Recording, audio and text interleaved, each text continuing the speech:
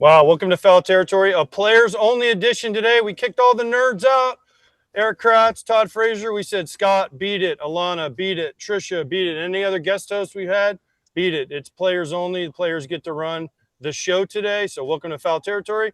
And we figured we might as well start with a player in Carlos Narvaez from the Boston Red Sox. So, Carlos, welcome to the players only edition. You can say whatever you want. No, thank you, guys. Love this opportunity to talk with players. Like former guys, I watch you play. I watch Erik play. Erik probably don't remember. I was with him in when he was with the Yankees. I was so young. I always remember you, bro, when you throw a ball like this, like 90 feet, just trying to throw problem. It was like this, and whoo, the guy has a cannon. Did he So beat I you? always love. No, he was nice. He was nice to you? Yeah. Okay, because I went down. Stories. No, stop. You don't look in the mirror. Look in the screen. But I went down to the minor league side with the catching coordinator, and we were doing workouts with all you guys. I remember all you chiquitos. They were all there, just the babies. That's nice. That's good. Did he buy you dinner? No, he didn't. No. Did he buy you a sandwich? No, neither. Nothing? He just talked to me, but That was all you wanted? I appreciate that. How you feeling? Feeling good, bro. Feeling good. You had back spasms? Yeah, I was, but that was like a couple days ago. That was only for like 1 day, 2 days. That's it. It was just I was doing my lifting and I felt something, but no, more than that, I think I'm great spot right now. How does that go? Like you're doing? I was jumping jumping actually. I know I was Headfish doing. don't jump, by the way. Yeah, but we have to. I was doing squats and then jump, trying to gain more height. So I don't know. I just felt it when I went down. I was off that day, so that was before the Puerto Rico game. So I just felt it didn't went off for the next day, and then I was fine the day after. All right, making your debut later than, say, other starting catchers make their debuts, being older, do you look at it as I'm still young in the game, or do you look at it as, I'm a veterano, like I'm older than most of these guys, no matter how many years of service you have? I mean, I don't. Since last year, I saw a lot of things. This guy is a rookie, and I never see myself as a rookie, even though, I mean, of course, with all the respect to everybody, but as soon as the game start, like, I'm same as everybody. That's my mindset. I don't know. I think that helped me a lot, especially early on the season last year, when I start playing every day. I don't know. I had to do it. I gotta lead the way for my pitcher, so I never see myself like as a rookie. It don't matter how time I was in the game. It's just okay. As soon as the game starts, everybody's the same. That's my mindset. I love that. I think that's a perfect way of going about it. Just calm your mindset down. Less is more. I want to talk a little about your pitching staff here. You got a couple new guys, Sonny Gray, Ranger Suarez, to name a few. Talk a little about, have you been acclimated with them? Have you caught them? And what do you see from those guys moving forward? Yeah, no, super exciting for those additions. I think the pitcher staff last year was amazing. You see the numbers throughout, and all those three guys, new guys, is gonna help us big time. Sonny, Ranger, Ovi, he just came by a couple seconds ago. I think they're gonna be great. The stuff that they have, everyone is different. I mean, Ranger, he got a pitch, he's changeup, cutter. Everything involved. You got Sonny's kind of the same way, but righty. Like they're being in the league for a while, and you see their leadership too. So we open to everything. Like both of them is being amazing. Ovi is a different guy. He's a big dude. He got a lead fastball. He go after hitters. So everyone's different, but like the pitching staff being amazing. The coaching staff being amazing since last year. I mean, I just got here last year, so but like, those three guys is gonna help us big time. The starting pitcher leading by Garrett, and the relievers guy leading by Chappie. Two of the best guys in the league right now, and myself just being behind the plate for them, I just feel proud, to be honest. Carlos, who's your favorite guy to catch? I cannot say that.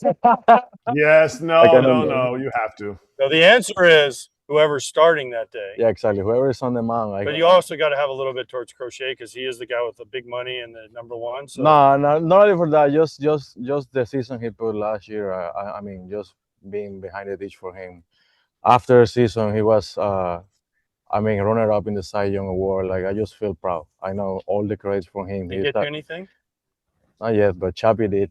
What Chappie get you? Yeah, Chappie did a Rolex. For you? Yeah, for him, for me, and for Connor. That was amazing. What color?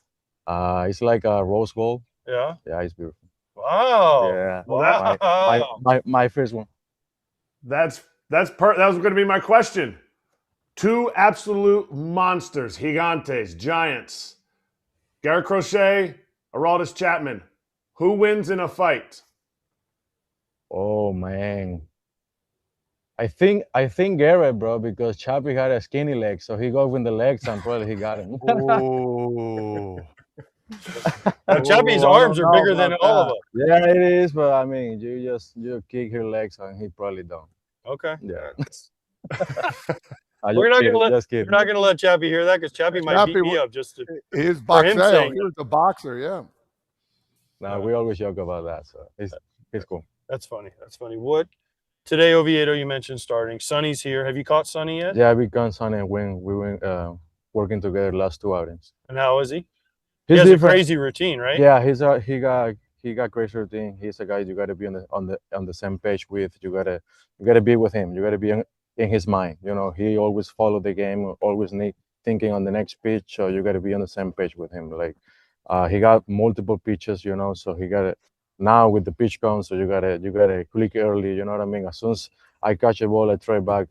I'm calling the next pitch. Do you miss mistake? You make mistakes? The first one a little bit because he's the guy that need the setup for you. I mean, you know about it, like.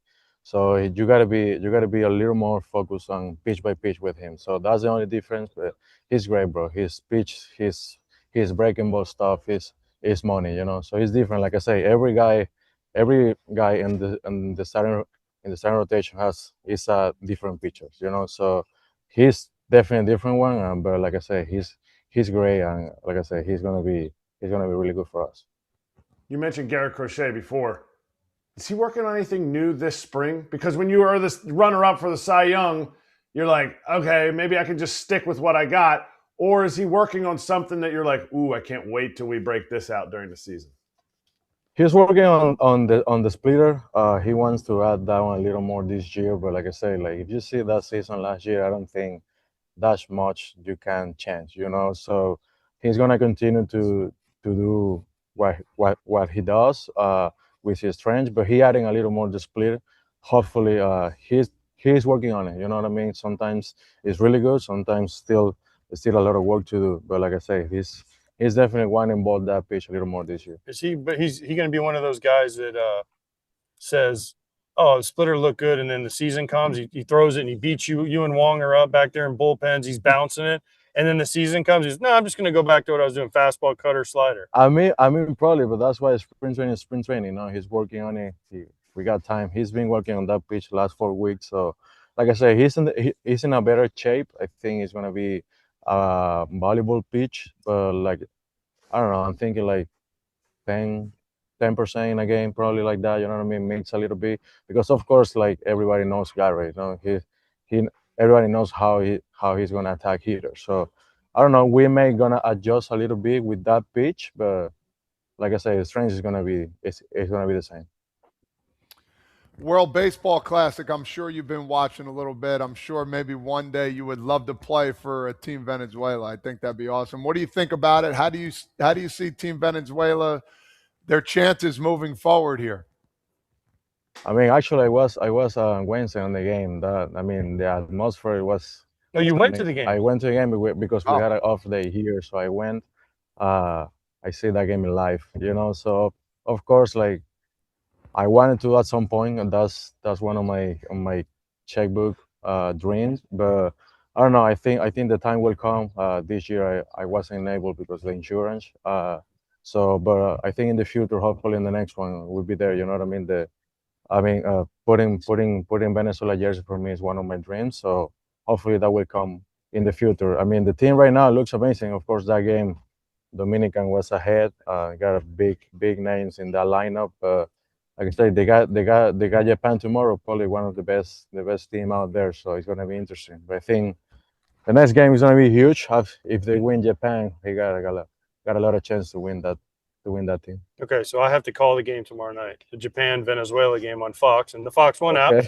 Start your free 7-day trial. Who am I watching for Venezuela? Who's pitching tomorrow for Venezuela? It's Ranger. I think it's Ranger doing it. Can he give them 5 Hopefully. against Japan? And then who comes in? I don't know. They got a really good relievers, young guys. They got a little relievers, throwing guys, bro. Everybody's throwing guys. That's one of the most impressive things to me watching the game from both sides. Venezuela got every reliever throwing 97 plus, and from Dominican, 98 plus. So that's fun to watch. But I think hopefully Ranger got the changeup going, and it's going to be a lead. So if I'm at the game, which I'm going to be at the game tomorrow night, you're going to come to the game tomorrow night? No, probably not, because I'm catching Sunday. Oh, AC and get a late day. That was good. I just wanted to see that game, and that's good enough. Hopefully in the next one I will play. So okay, listen, it's one of the greatest atmospheres. I'm sorry, in 23 I was at the U.S. Venezuela semifinal. Sorry to bring it up. But it was the atmosphere, I tell everybody in Miami, unbelievable. No, it's amazing. Even you can feel that energy in the city. I was around early on the day, and everybody was talking about the game. And of course, we got into a game like traffic everywhere. The city got crazy. That's awesome. Yeah. That's awesome. Well, Carlos, thank you for joining us here. Thank you, guys. On Foul Territory. Have a great year with the Boston Red Sox, and we'll be right back. Thank you, guys. Thank you.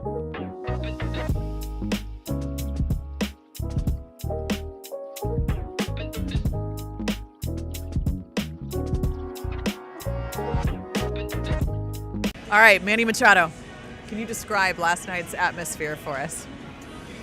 Honestly, I can't, because it was just insane. It was unbelievable.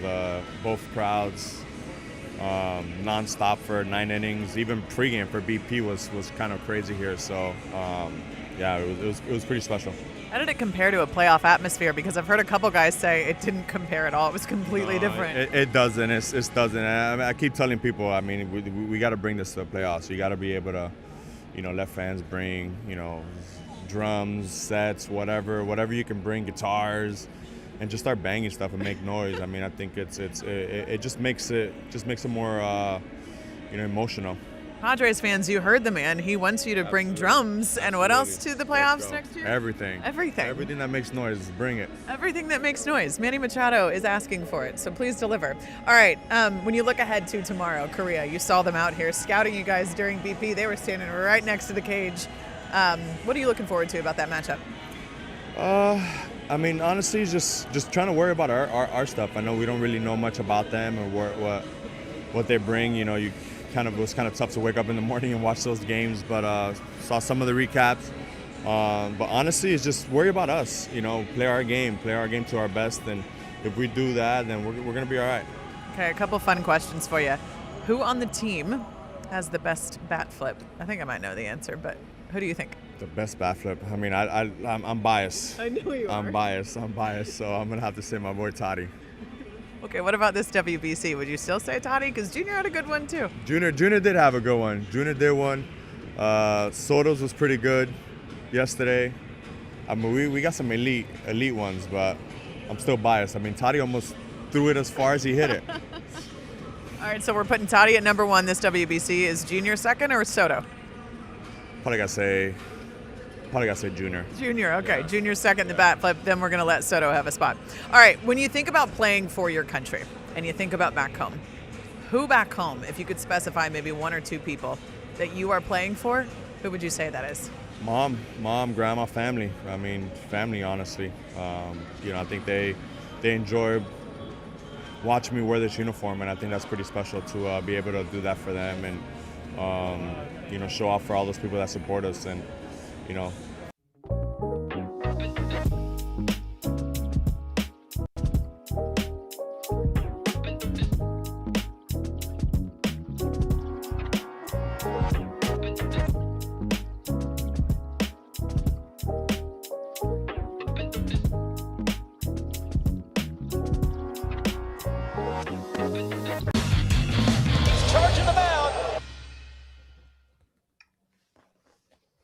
Welcome back to Foul Territory. We're going to get into a little WBC discussion, boys. USA versus Canada tonight, our neighbors to the north. What do you got? Joe Ryan's going to come on for Clayton Kershaw if they make it past this game. Matthew Boyd has left. We've already heard about some roster moves with the bullpen, Tim Hill, Will Vest, right? Tyler Rogers coming on. What do you guys think happens tonight in the USA versus Canada? Yeah, I think ultimately USA is going to come out on top. That's why I'm wearing this shirt. I think they do. I don't know if it's in the blowout fashion, AJ. I've heard you talk about it a little bit earlier. I've talked about it a little bit earlier. Canada team is not a team to be messed with. This is probably their best team in a long time. They've been playing well. They beat a good Puerto Rico team. They ended up beating a good Cuba team. So they're battle tested. USA should not take this lightly, but I do see them winning, not by blowout fashion, but I do see them winning, a pretty close game for sure. Obviously, this is the time when somebody for Canada needs to step up in the bullpen. You've got some – I was looking over their roster, and you got some guys – Philippe Aumont. I mean, I played with Philippe Aumont back in 2012 and maybe even 2011. And he was like 20 or 21 years old, came over in the Cliff Lee deal. You have to have somebody that – steps up that you're like, oh, I remember that name, and he's able to throw for him, because they don't have as many guys as they had before in that bullpen that were established. Like you have different Canadian closers that have gone over to Japan and had great careers.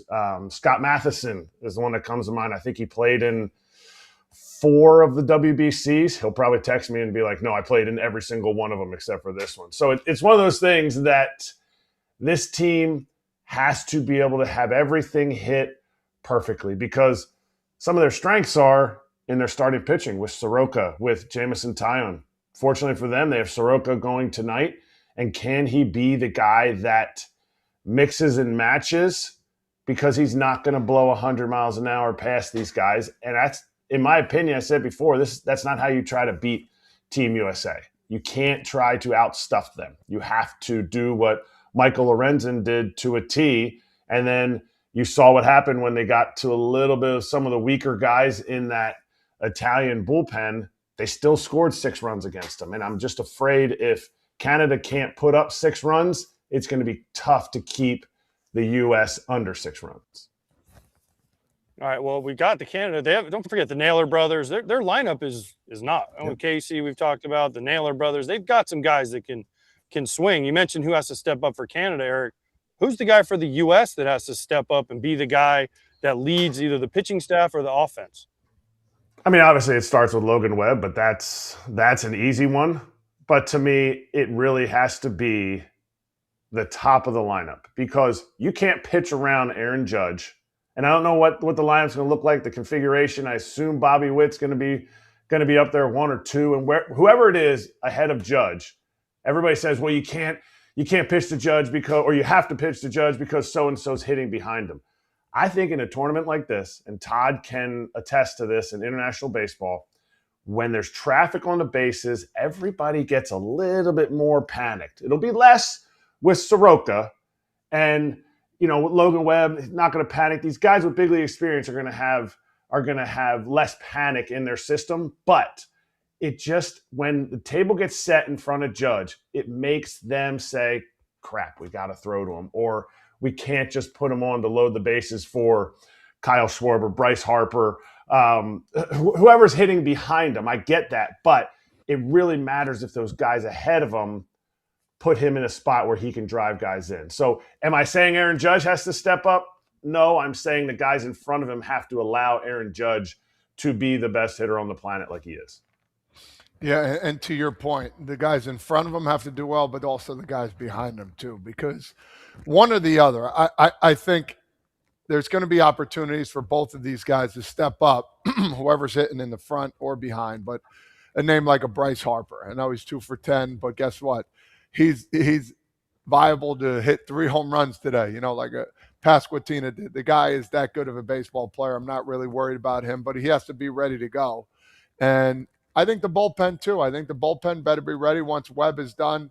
These guys got to step it up, keep doing what they're doing, get outs, throw strikes, and basically when and if Canada's losing, they got to stomp on them and keep the pressure on them, because you've seen some of these games. USA came back down 8-0. You see Venezuela putting pressure on Dominican in the last inning. So ultimately, win the game, win it by a lot, and keep putting the pressure on these guys. Well, by the way, we keep talking about the USA and Canada game. There's also another game today, which is a quarterfinal matchup with a couple big name teams in it. Korea versus Dominican Republic in Miami is going to be absolutely electric. I'm not going to ask y'all to break down the Korea team because we don't know a lot about them.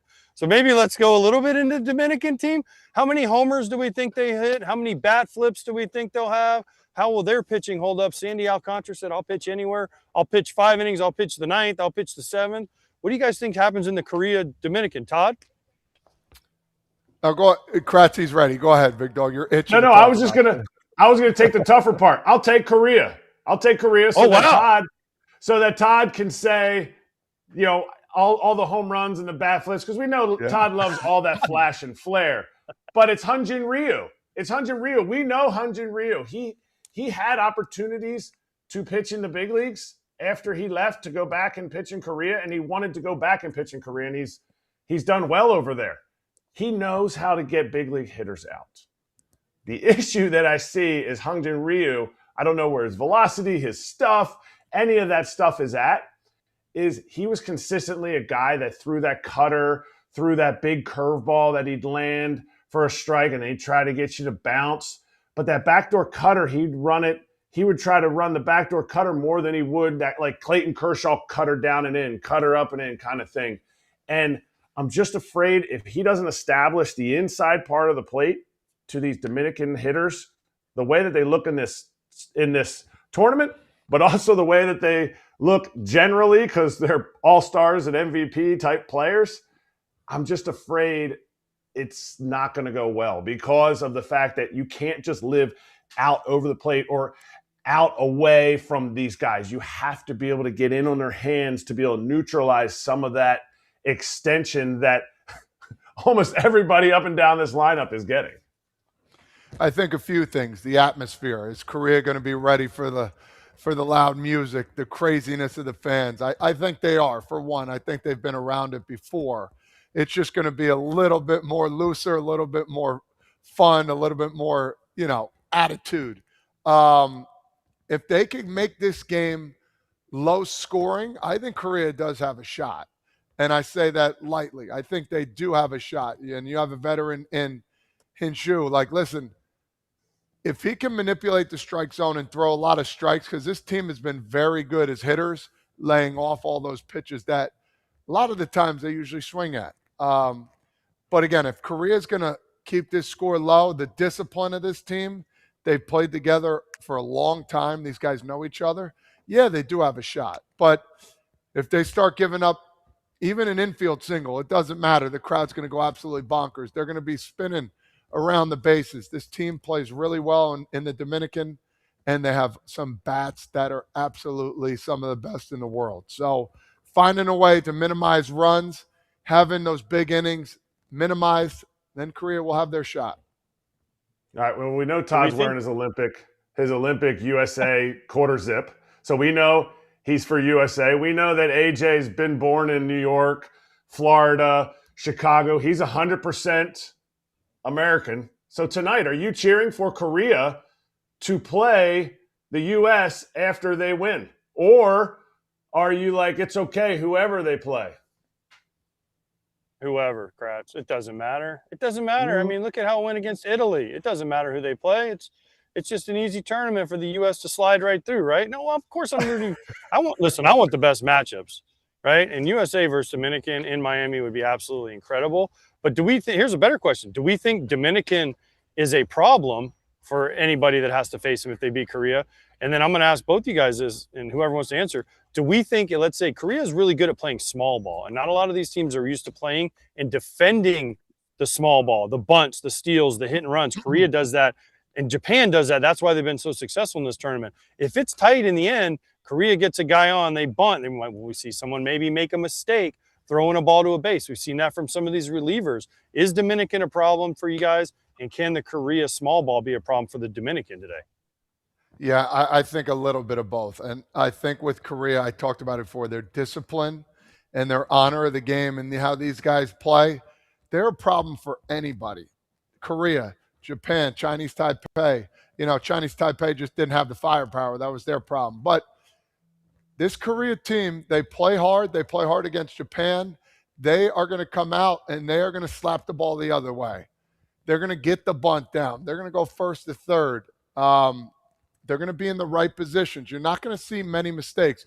And if you do see some mistakes, it's because of the atmosphere in the crowd, and that got to them a little bit. But this team is ready for it. They're ready for all the smoke. They're respectful. They honor the other team. But ultimately, this team here, you saw them. They were crying. They're ready to go. They've wanted this moment for a long time. It's just a matter of how the pitching is going to be and if they're ready for this moment, coming over here to play against a really good team. All right, well, then we got to get to the next game then. Japan versus Venezuela. AJ, I got to ask you first, who do you think has the better starting pitcher? Because then I want to, based on the lineup that they're going to be facing. It's Ranger Suarez from Venezuela versus Yoshinobu Yamamoto. Obviously, Yamamoto's had the better season, the better career in the big leagues so far. But do you feel like Rangers' ability to change speeds will be enough to keep the Japanese lineup down? 100%. And I also think he's pitched in huge games for the Phillies. Let's not forget, this dude's a monster in the postseason. He's an absolute monster in the postseason. He's had unbelievable postseason success. So he can slow the heartbeat. He can breathe. He has all the tools to be fine. And the one thing I love about him is he's left-handed, Kratzy.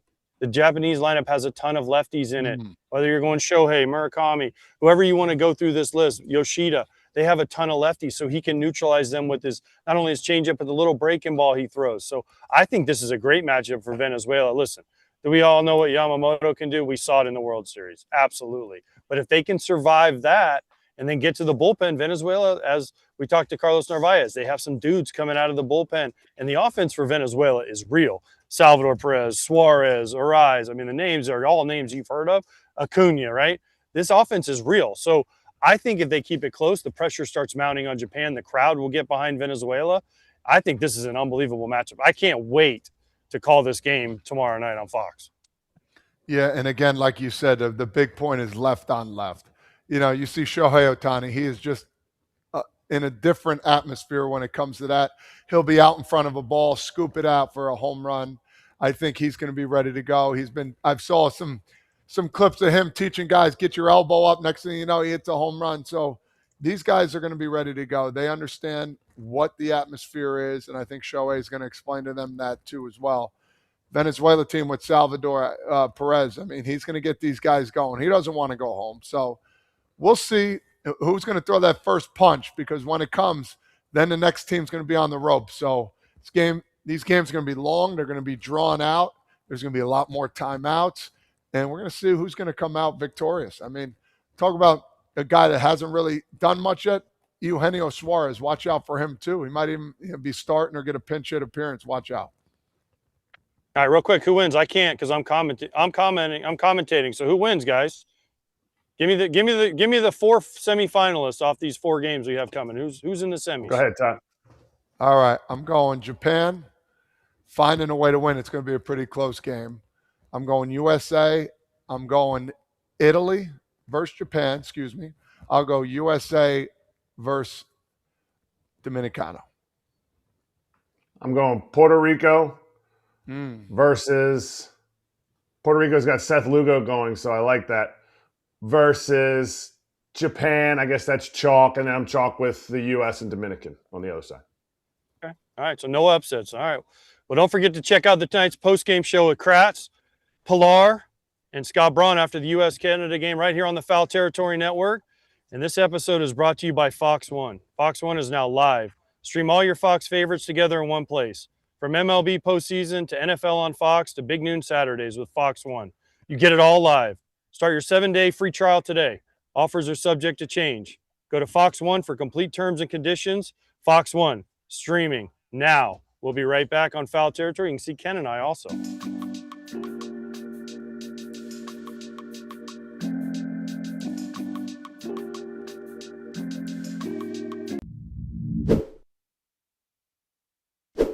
The #1 rated ticketing app is SeatGeek, and you can get 10% off on SeatGeek's app by using the code Territory10. So you should use it, AJ. Oh, I'm definitely going to use it for WBC games in Yes. Miami because I want to go to the semifinals and the finals. They're going to be sold out. Absolutely. Go Spring training games for the people out there who want to go to spring training games. Absolutely great idea. Best seats rated 1 through 10. And I recently had to use SeatGeek to buy tickets to a Florida Gators basketball game that was sold out. So I love the code Territory 10% off. And the rating is the best. Yeah, he's talking about each ticket rated on a scale of 1 to 10, so you know you're getting a good deal. So look for the green dots. Green means good, red means bad. And of course, we have a code for you. Like I mentioned, it's Territory10 for 10% off your next set of tickets at SeatGeek.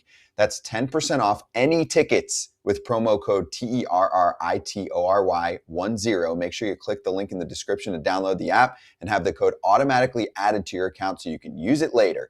Thank you to SeatGeek.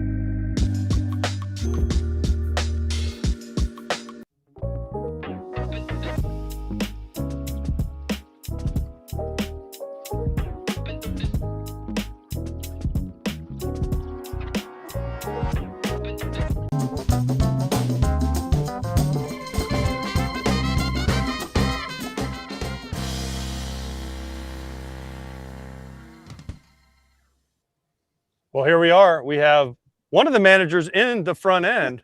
That was, I don't know what you were pointing at. Veteran. Yes, Alex Cora, the manager of the Boston Red Sox. And also, contrary to his sweatshirt, one of the biggest USA fans on the planet. Don't let this sweatshirt fool you. Hey, Commonwealth. We're part of the, we represent the Americans too. Are you nervous tomorrow, though? Italy hot. They're hot. They're hot. Momentum, good hitters, good pitching. So let's see how it plays out. We got Yachty, man. We got Yachty. If you lose with Yachty. Probably he's calling pitches from the dugout. Yachty. Does he have a pitch? No, that's the Marlins. That's the Marlins. That's not. That's. Is Yachty? Martin behind the plate. Machete. Is Vasquez there too? Vasquez there. Machete. Oh. Did he retire? He retired, but I don't know how it works. He's playing. So he's like Kershaw. yeah, but he plays. 5 RBIs in full A. I saw that. 5 stakes. Yeah. Maybe he figured it out. Too late for that. What's happening in the Red Sox camp? Besides the fact that you are, by the way, you are locked into the WBC, because nothing makes me laugh more. First game, I'm doing Brazil, USA. Text from this guy. Brazil's using real signs. Oh, my God. What are they doing? One sign. Hey, the one sign with men at second, that doesn't work. All right. Well, we'll get right into it then. All right. That's one thing you are incredible at.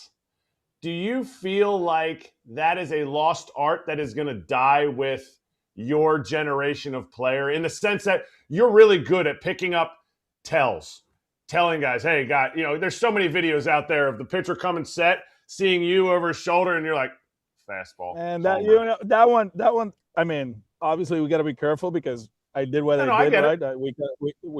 We messed up in 17 and we paid the price. But the Philly one that I saw the video. So Roman Anthony is to my left and Romy's at the plate with the bases loaded. And we have this running joke in the dugout, like we're gonna run the 3-run play, like we're gonna hit a homer. And in that one I say we're gonna run the four-run play. He hits a homer and everybody's like, oh, he was tipping his changeup. AC relayed the sign from the dugout, whatever. Bro, don't give me so much credit, man. It's not that easy. I was telling the guys yesterday, we had dinner and we were talking about, tipping and this and that, and how people kind of like paranoia is real, right? In big leagues. And there were 2 years there that we finished last, and they were all over us. Oh, they got this guy, they got the bro. If we have everybody like people claim we did, we'll be in first place, man. Like we were in last place for 2 years. But going back to the question, is an art, is something that it benefits the player. We're gonna help them to go through a process and learn from it. And some guys are good, some guys are not. And as you guys know, you guys play with guys that they live and die kind of like with tips and tells, right? Like, hey, if you give me 5 pitches, I'm good, right? Sean Green used to say, give me 3 out of 10. I'll take advantage of it. But the see the ball, hit the ball, especially now, 97, 98, sink, cut, right? It's hard, man. So any advantage, man, we can give to our hitters, help them in the video room and kind of study guys. We'll do it. I thought for sure 2 things. First of all, I thought for sure you'd bring Alex Cintron in here because when I played with Alex Cintron, he said he had every guy. He had everybody. But he hit 180. I'm like, imagine how bad you would have been if you didn't have everyone's pitches, dude. Joey Cora is having the Alex Cintron experience now in Team Puerto Rico as a coach. Alex is the bench coach. Yeah. Joey's the third base coach. Bro, I mean, like, it's say, the whole experience. Oh, I know. It's like played together. This and that. I got him. I got him. No, we score 1 run or 2 runs against Canada. we don't have everybody. And then the other thing is Bregman. Bregman was big because Bregman is big good about finding things, right? Because and then he tells teammates too, like, hey, Alex was good. Roberto Alomar, I played with him in winter ball, and he was excellent about it. But like you guys know, sometimes you try, like, do I see it? And no, he's making that up. No, it worked for him, like you have your checkpoints, you have your ideas and you're convicted about it, but not everybody has everybody, man. Like I tell you, Alex Cintron told me he had every pitch, and I'm like, dude, you hit 180, bro. No. It doesn't work that way. But hey, man, you gotta pay attention to your shit too. That's true. Pitchers. Yeah, for sure. We hit on Alex Bregman there. Just one more. I thought it was a slam dunk. What is that offseason like for you? Because you're saying you saw firsthand the connections he made with those young guys. What is that offseason like for you when you're watching? Could he sign here? Could he sign here? Eventually, he didn't end up signing and he went to the Cubs. Yeah, I think this time around, Scott did a good job with Alex, coaching him through the process. At one point, the communication was off, and not in a bad way. I think it was more business, right? Alex needed to do what was best for Scott Boras and for Alex, and our relationship is great. We stay in touch a little bit through the off season. At one point we didn't talk because of that, but that Saturday in Boston, it was a tough one, because I thought he was going to come back. At one point between Friday and Saturday, I think I was like, okay, this is going to happen. And then we were in a bowling event, as a team, because it was Fan Fest, and all of a sudden everything came out. And bro, like everybody left the building, and it was not hard or tough. It was, okay, what are we gonna do now? And credit to Craig, 3 days later we pivot, run prevention, pitching, Ranger Suarez, and then he made the trade right before spring training started. Caleb Durbin, he's a good player. He is a good player. We got Monasterio. Ironic enough, we have a better team now than what we had. I don't want to say last year during spring training, because last year we had Rafi, we had Alex, we had Casas, but it's a good baseball team, athletic, defensive. We're going to hit, and I feel very comfortable where we're at. I want to talk a little bit about that. I'm trying not to bring up last year, but you guys got a little bit of a taste back in the playoffs, ended up losing in the wild card series. A lot of different guys, a lot of moving parts. I know you're looking for maybe another upgrade at second base. There's a lot going on. Like, what's the mindset right now for you as you inch closer, to starting the season in major leagues here? Yeah, I think the most important thing is getting our guys back. It's been no Roman, no Duran, no Abreu. Is Duran back? No Yoshida. Duran is back tomorrow. Okay. He's back tomorrow. So we got Taco Tuesday for Mexico. Yeah. No, kidding aside. Getting our guys back is very important because, as you guys know, the chemistry, we get it. I understand. But to get those guys in the lineup and see how he's going to play out, that's very important. And by Wednesday, we get everybody back. We play them. I think there's 2 or 3 decisions that we have to make roster-wise. The other thing is lineup-wise. We talked about it yesterday. We got Yoshida, Rafaela, Abreu, Anthony. Am I missing somebody else? And Duran, right? Yeah. We got 5 outfielders for 4 spots. 3 are going to play. 1 is going to be DH. How are we going to manage that whole rotation? And we will make it work. I tell you that. How are we going to deploy Yoshida when he doesn't start, or Abreu when he doesn't start? We're going to have good players on the bench, which is not a problem. It's actually a blessing. But we have to talk to players. This is how we're going to do it. And then attack Cincinnati when we get there and hopefully have a good season. Roman Anthony could have been in spring training with you guys and could have denied going to Team USA. Do you feel like playing in this international tournament, as AJ calls it, an exhibition, the WBC, with all the superstars is better for his development, or would it have been better for him to be in spring training this year for your team in 2026? Yeah, we had that conversation, and I was a full yes go when DeRosa called me. Being around Judge and Kyle Schwarber is going to be very important. I told him, we have a relationship with Alex. I get it.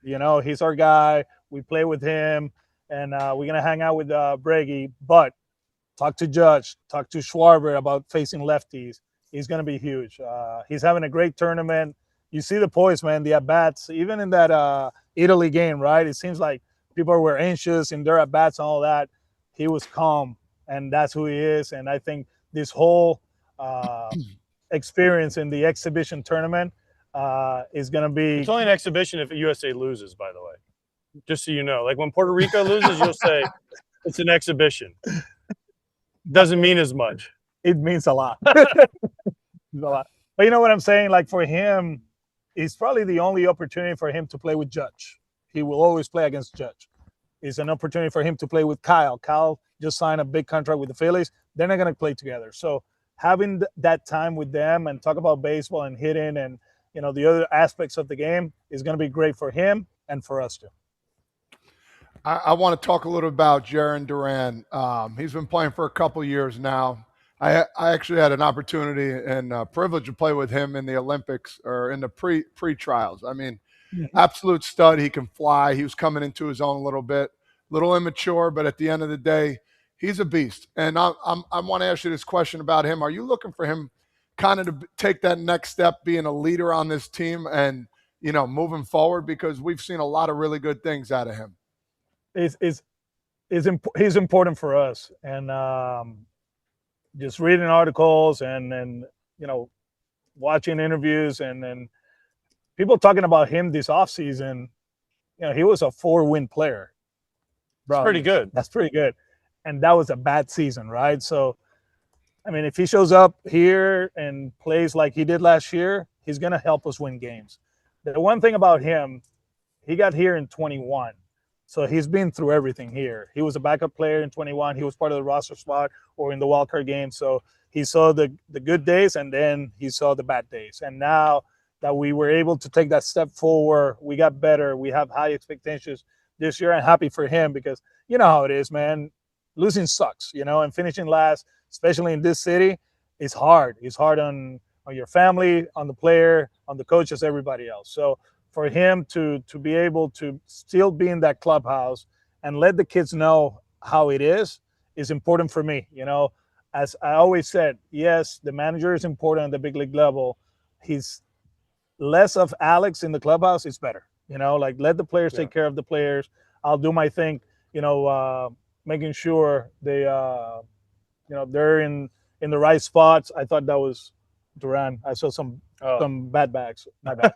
But you know what I'm saying? Like my job is to set up the lineup, put them in the right spots, make sure they're good at their jobs. But having Jarren Duran in the clubhouse is huge for us. You mentioned your roster construction a little bit earlier, and you mentioned Durbin. You traded for Monasterio, came over. Is it true that you're trying to go the Pat Murphy route and go all a bunch of little guys? And because he won back-to-back, he won back-to-back Manager of the Year. So are you trying to go that route so you can win the award? I mean, if I didn't win it in 2018, I'm never going to win it. I mean, that's the reality of it. Won like what, 105 games? 108 or something like that. Yeah. But no, good players, athletic versatility is very important at this level. If you look, people talk about the Jays last year, but they were versatile. Clement was amazing for them. He played third, he played short, he played second. And when you have those type of players, Izzy's here now, IKF, like we can use him to help Trevor survive, quote unquote, the whole season. You have really good players on the bench. And when you do that, you can maximize the roster, you can win a lot of games. And going back to the little guys, man, the strike zone, we'll see how it plays out, Maybe it's something that speaking of our front office, they recognize, and we're going to take advantage of it. But by the way, you mentioned IKF, who's here. Did you talk to Carlos Febles, who used to work for you here, about the base running at third and how IKF should have had a bigger lead in the whole deal because it was this far? Actually, I talked to IKF, Izzy, the other day. We talked about it. It is. I mean, like the thing is, like if Rojas doesn't slip, we're not talking about the play. Yeah. Or if we don't have true media and we can filter Varsho against righties with bases loaded and one out, he never hits a line drive to third base. You know what? I don't have true media in the dugout to kind of like make decisions based on the filters, and man, it sucks for them. It's something that,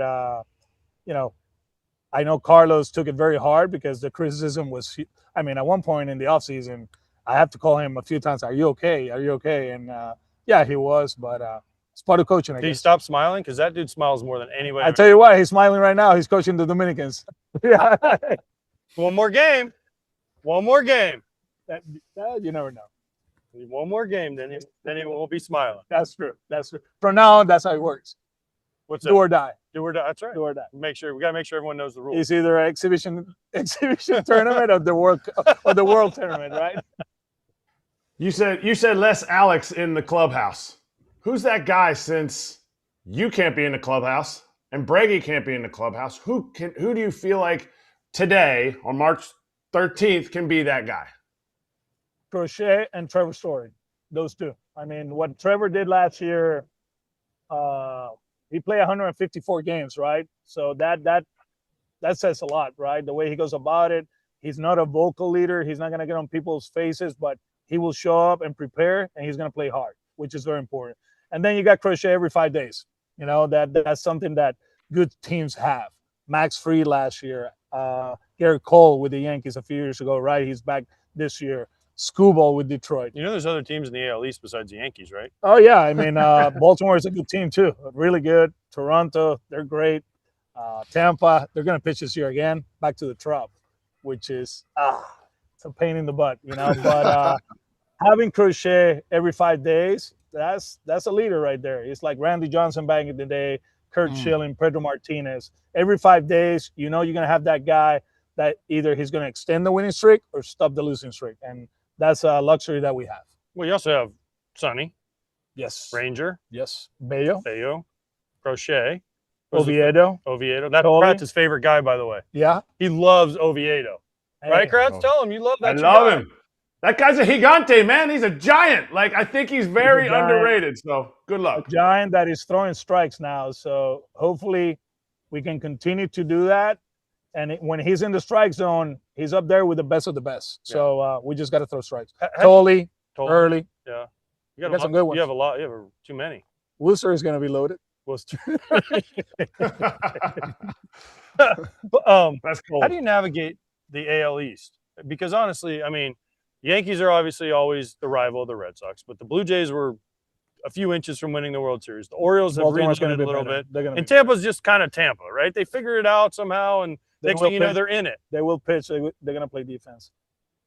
Last year, I remember around this time, nobody was talking about Toronto. The previous year, they just had a bad season. Bo was hurt. Vladdy didn't play well. George was banged up. Your star players play as stars. You know what's going to happen? You're going to make it to the playoffs. And they have pitching, right? They will have pitching this year again. Baltimore is kind of like the same. It's basically Toronto last year. And with young teams, you have to be patient, right? Like, it was like Houston in 16, 15. They make it to the playoffs in 15. They don't make it in 16 because the league is kind of like, oh, they're good, so we have to fucking play hard against them, right? Same thing with Baltimore this year. They have talent, man. They're going to be in the hunt. We're going to be in the hunt. I don't know how many teams are going to make it out of the AL East because we're going to be banging heads. But, man, I think all around the league is very competitive. We are in a great – I mean, as a sport, we're in a great spot. You know, like any night, any team can beat you because somebody in that mound is going to be throwing 97. And if they're throwing strikes that night, they can go 5 or 6, and then the bullpens are impossible. So, bro, we go to Cincinnati right away. Lodolo, I mean, right away. Abbott. Well, you missed Hunter Green. He's hurt. Yeah, but still the other it's a good rotation. Then we go to Houston. Then we got the Padres. I mean, it's not easy. I'm not saying that it used to be easy when we played, but it's a little bit harder because of the pitching. So we just got to be ready. Well, Alex, Cora, thank you. We wish you nothing but the best, and go USA. I'm not going to go there. The one thing for sure, if you want to visit Puerto Rico, guys, you know what? You don't have to bring your passport, right? That's true. Is the reality of it. You guys win, we all win. That's the reality of it. But, hey, go Puerto Rico. When Joey Cora dyes his hair for his country, you know there's something special going on. True. Well, thank you, Alex. We'll be right back.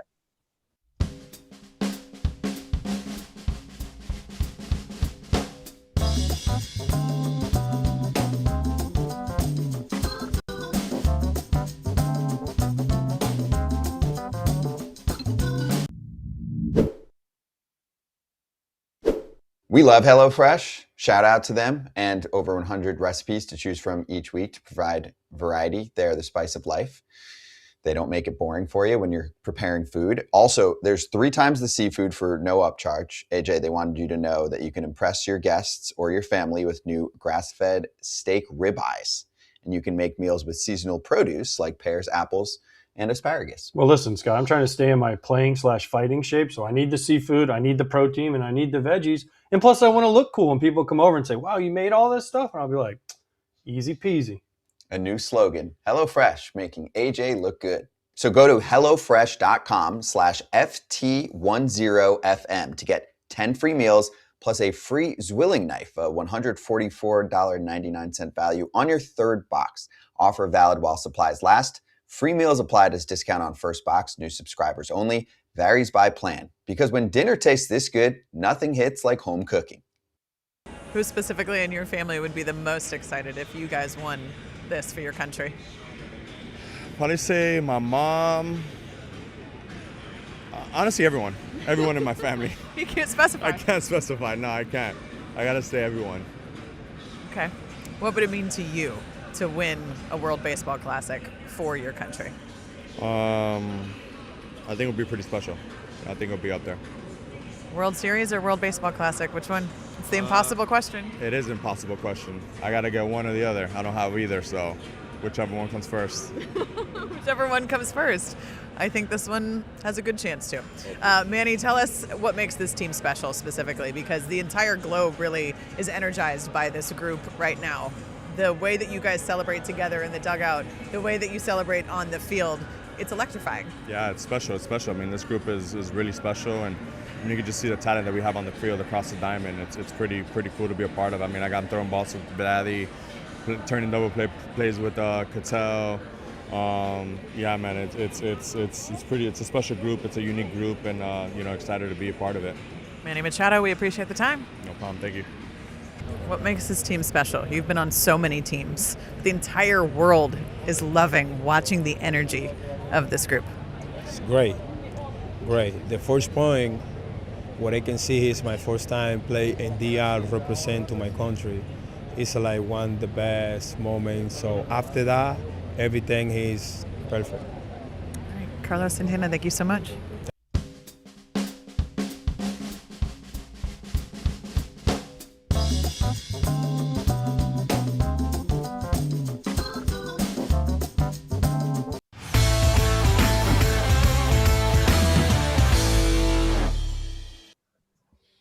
Inside Scoop time here on Foul Territory with the one and only Ken Rosenthal from Fox. I'm also from Fox, Fox 1. Get the app, 7-day free trial for the World Baseball Classic. Ken, I know all you do is work all day. You write all day. So what's your big news you're breaking today?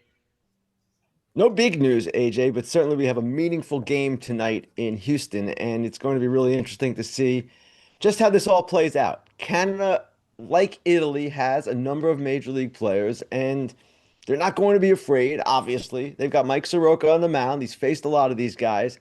Do I expect the U.S. to win? Of course I expect the U.S. to win, but as we all learned the other night, in one game, and you guys know this, anything can happen.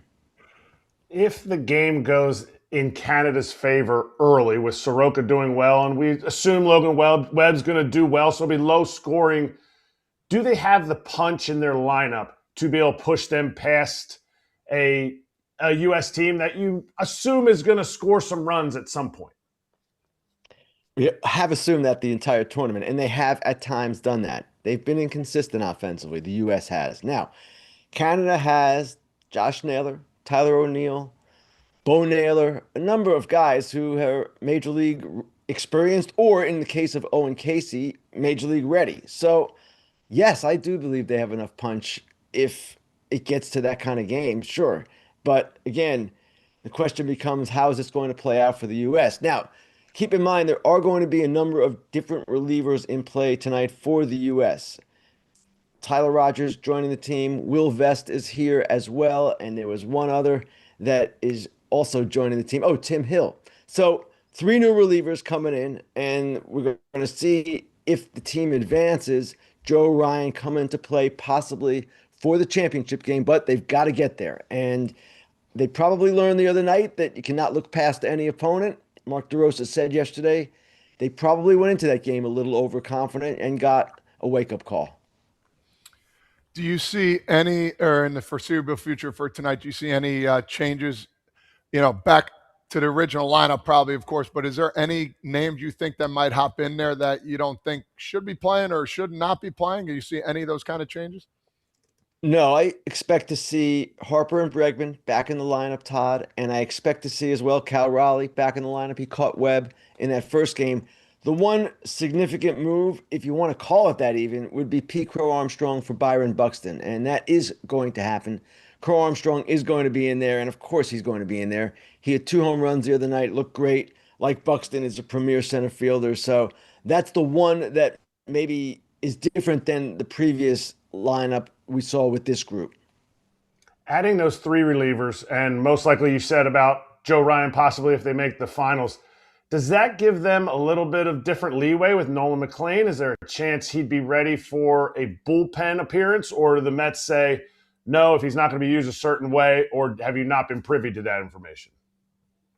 No, if Nolan McLean pitches in the championship game, which is the expectation, that's how it's lined up if they get there, then he would start. That would be my expectation. Joe Ryan would be not quite an emergency guy, but not someone you would expect to see start a game. He just has made 1 spring training start coming off that lower back inflammation. He pitched 3 strong innings in that spring training start, but he is not built up for anything like a start in a WBC. I would think it would be 1 inning or 2 innings max for him if indeed they get that far. But guys, we're talking about a team that just did lose to Italy, faces Canada tonight, and then if it wins, would face the winner of the Dominican Republic Korea quarterfinal in Miami on Sunday. And regardless of who wins that game, I would think the Dominican is, of course, favored. It's not going to be easy. So I think if there's one thing we've all learned here, including the manager of this team and the players on this team, don't look ahead, one game at a time. Ken, what has the strategy changed for the U.S.? Because Clay Holmes gone, right? Matthew Boyd back gone. Now they have Joe Ryan coming in. Their plan originally was kind of to piggyback and use relievers when they could if they needed them. Has that strategy changed now? They're hoping Logan Webb probably goes 5 innings at least tonight with this new pitch count, and then they can deploy their relievers however they want, and then they get the off day, and then they have Skeens going for hopefully 5 or 6 innings, and then they can use the kind of the same guys because it won't be back-to-back days, right? So has the strategy for the U.S. changed a little bit after what happened, especially in the Italy game where they were kind of stuck with who they had, McLean and then Yarbrough, and then they were like, oh man, who do we pitch next? So has it changed a little bit? I don't know, AJ, that it's changed as much as circumstances have changed. And what has happened here is a number of pitchers who are starters, Matthew Boyd being one of them, Clay Holmes being another, Michael Wacha a third. Those guys have to get ready for the season, and they cannot be guaranteed innings at this point. At this point, Mark DeRosa is going to go with whoever is pitching best, and the piggyback system that we've seen in other games does not really apply in the knockout round. They're going for it, right? So that is one reason why the starters are shuffling out. Some more relievers are shuffling in. And yes, they want as many bullpen arms as they can get. Someone asked yesterday, if it's a blowout one way or the other, might we see Clayton Kershaw tonight? And DeRosa's answer basically was, I've got 10 relievers. So probably the answer to that would be no. And that is why, because they are obviously in this particular situation now, as opposed to pool play when there is less urgency. There's certainly urgency, but now you have to win every night. Was all this ancillary stuff with what he said, misspoke, post-game, now, other comments that were different and things taken construed? Has it been a distraction maybe for the manager and staff, but do you feel like it's been a distraction for the players when you talk to them? I would not say it's been a distraction for the players. And in talking to some of them yesterday, I wouldn't say some of them were not aware of it, but they're certainly not hanging on social media every day and looking at it and just like, wow, look at what's going on. That's not kind of how they roll for the most part. So they know what needs to be done here. Has it been a distraction for DeRosa and his staff? Yes, I would say that it's occupied some of their time. No question about it. They've talked about it, and DeRosa's gotten a lot of support from people within the USA Baseball, not just, of course, the players, but the coaches and others.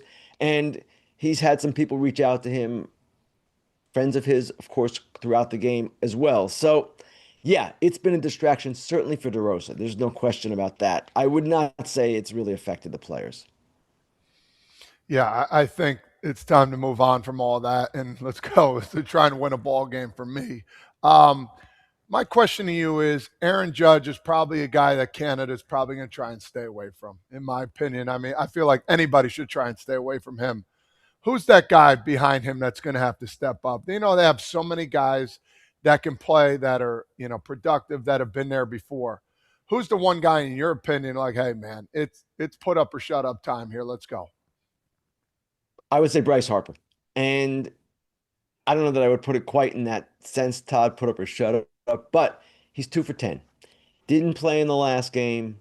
DeRosa said one reason I didn't play him, he's struggling a little bit. I thought, get him off his feet, give him a day to work and just kind of get away, and he'll come back strong. Now, of course, they put themselves in a position where they might not have had Bryce Harper playing at all, if not for Team Italy, but here we are. Bryce Harper is a big game guy. We know that. And I would expect that he is someone who is going to want to play a major role. Now, the lineup is so deep. We can be talking about this with any player. Cal Raleigh, let's see him do something.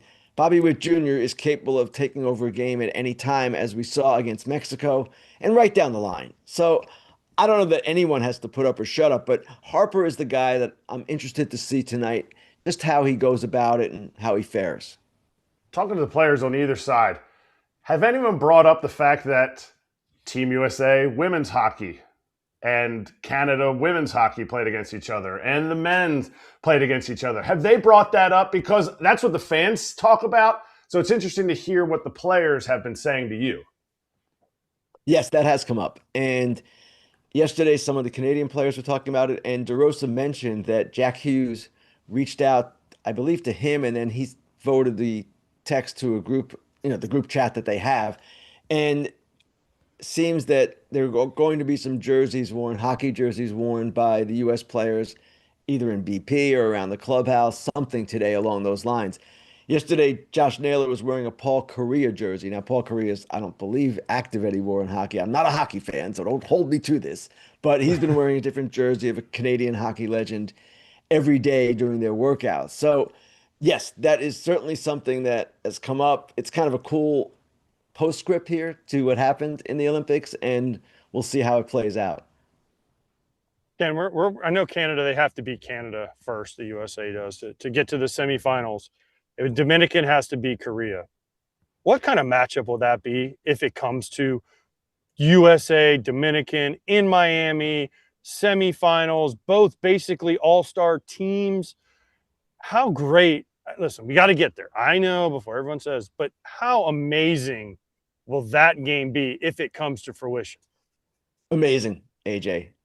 And yes, we've got to get there, as you just said, but it is something that I would be definitely looking forward to, and it would be something that would be a lot of fun to cover. And just the atmosphere in Miami, it's not as if you were playing this game in Houston. It's a different world in Miami. Miami, in my view, is kind of the capital of Latin America, and there are people from all different Latin American countries in Miami, a great number of Dominicans, of course, and it would just be something else to see, particularly given what we've seen so far from the games involving the Dominican Republic in Miami, just how electric they've been, how intense and passionate the fans have been. So that game would be a blast, no doubt. And the fact that Skeens would be starting would just add an element to it, because here would be Paul Skeens against Vlad Jr., Tatis Jr., Manny Machado, Ketel Marte, Geraldo Perdomo, right down the line. All of these great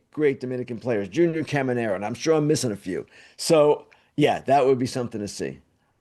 Okay, so we're talking Dominican, we're talking USA. Now, everyone talks about the Dominican and their home run celebrations. And then there's this, I don't want to call it a false narrative by people like you, Ken, that say the U.S. isn't having any fun, right? They don't have the home run celebrations. I have not said that at all. They don't have the bat flips, right?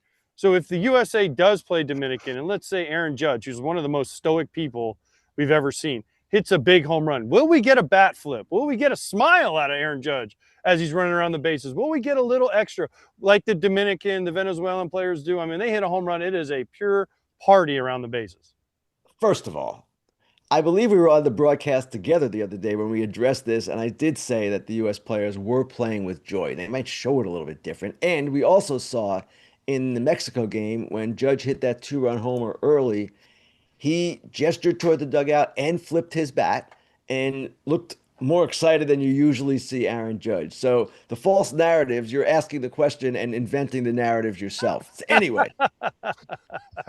they just show joy in a different way. And this is a cool cultural element here that kind of defines the different countries. And that's the beauty of the World Baseball Classic. It's the beauty of diversity. You have different points of view, different ways of approaching things. And I don't know that it makes the U.S. players any less joyful or any less, I don't know what the word would be even. Just as I don't know that you can criticize the Dominican players for the way they act. That's just who they are, man. And it bothers me when people want homogenous kind of reactions. Everybody's got to act the same. It bothered me in the old days. Oh my gosh, can't flip a bat. It's equally kind of silly now to say, why aren't these guys flipping bats? So I don't know, AJ. Take your narrative and, just talk somewhere else. I should have known this before I asked the question. How many WBCs have you covered? All of them. Every one of them. Is this the most vibrant WBC? Vibrant isn't the right word, but is it the most? Have they just continued to get better with them because the talent increases, or do you feel like there was another one that like sticks out where you're like, man, that one was a little bit better than this one because of this?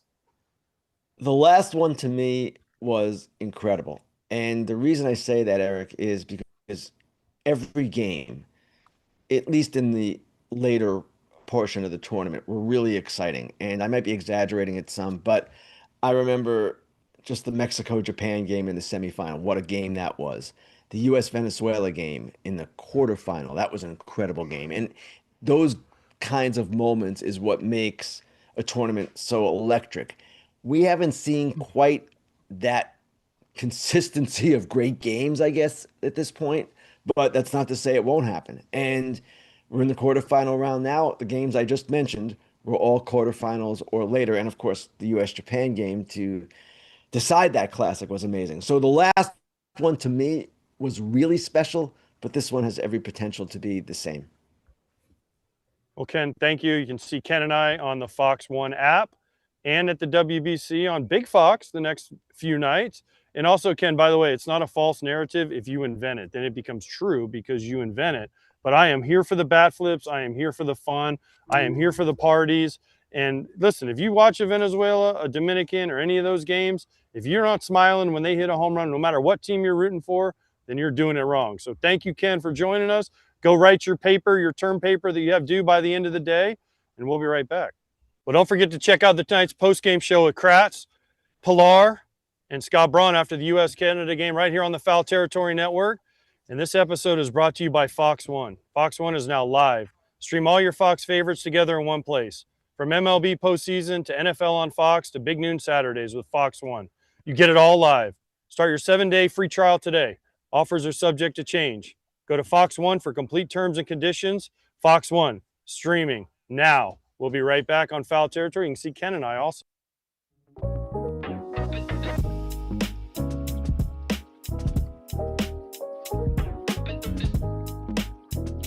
Juan Soto, can you describe the atmosphere that was last night for me? It was incredible. I feel like it was a really cool feeling all over the field and every play and every swing. It was incredible. How did it compare to a playoff atmosphere? Because to us, it seemed like it was as exciting, if not more exciting, than a playoff atmosphere. I mean, it was. I would say it was a little bit more exciting because you have the whole family, your whole country pushing for you, and definitely, you have like, I don't know, 36, 37,000. And I've been playing in games that they have 40,000, 42,000, but I don't think it's been as loud as it was last night. So I think it was pretty cool. All right, winning the World Baseball Classic or the World Series? Which one? It's a tough question, we know. I haven't been to the WBC finals, but it's going to be really close. All right, a couple trivia questions for you. Who on the team has the best bat flip? Us, by far. No, who on your team has the best bat flip? Of course, we know the Dominican has the best bat flip. Juan, come on. In my team, I think Tatis and Caminero got to be the best two ones. Tatis and Caminero. What does the perfect bat flip look like in your opinion? How long does it last? I mean, do you turn around and look at the crowd? What do you do? I would say the perfect one, it's got to be something like the last one Tatis did. I feel like that's really impressive when you hit a homer and you know so quick that you just flip your bat without finish your swing. I think that's really impressive. All right, a couple country questions. Who at home are you playing for? If you could pinpoint one person that you're playing for at home, you think of them when you step up to the plate and winning a title for your country. For a player or for? For like a family member, a dear family member, or a dear friend. Who are you playing for? It's got to be for my mom and dad. They've been there since day one. My sister, my brother, both. I mean, my family. They just been there every time. They've been pushing me. They've been right there to my side every time. So I'm doing this for them. What do you think it would mean to them to watch their son, who they've seen from the very beginning, win a title for your country? I think it's gonna mean a lot for them. I mean, it's something that we all dream about. Since I was a little kid, my dad dreamed about to win a World Series, and now when I was growing up, seeing the Dominican team winning in 2013, it's a dream for me to come here and try to win it for Dominican. Juan Soto, we appreciate the time. Yeah, thank you.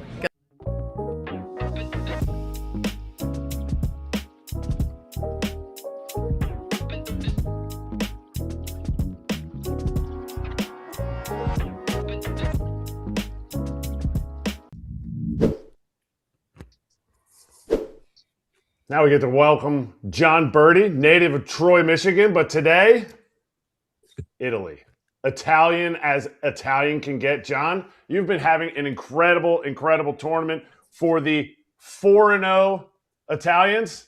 What is this vibe feeling like, and where's the team going from here? Yeah, I mean, it's been a ton of fun. I haven't had this much fun playing baseball in a long time, and we have a really good group of guys, and it's been a lot of fun to be around. And so, we're taking it one day at a time. We got to work out today and preparing for Puerto Rico. Hey, so you look a little sluggish. You look a little tired. Have you not been getting a little bit of that espresso, cappuccino, whatever you guys are drinking over there? Probably having too much of it, so I'm staying up too late. So, but that's good. That's fun. I don't know how Vinny 3 of them, so not sure what time he fell asleep the other night. Yeah, I wanted to ask about that a little bit. Who came up with the idea, and who's making the batch there? Because sometimes it looks like guys are a little too fired up. You know what I'm saying? Yeah, we had a little trial and error period. I'm not sure exactly who came up with it, but the first couple of times we did it, we were making it right away, and so guys were taking it and just burning their mouth. So we kind of came up with a little system of making it maybe a little sooner, or adding a little cold water to it to help go down easier. Mm.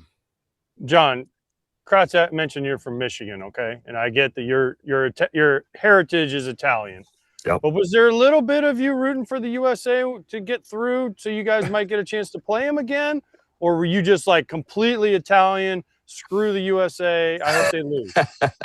No, I mean, I can't say that part, but no, it's just we're going out here to win. So whatever happened. So I had some buddies from the other team texting me, and we were just having some fun with it. But no, we came out to win every game, and so fortunately for the U.S., it worked out.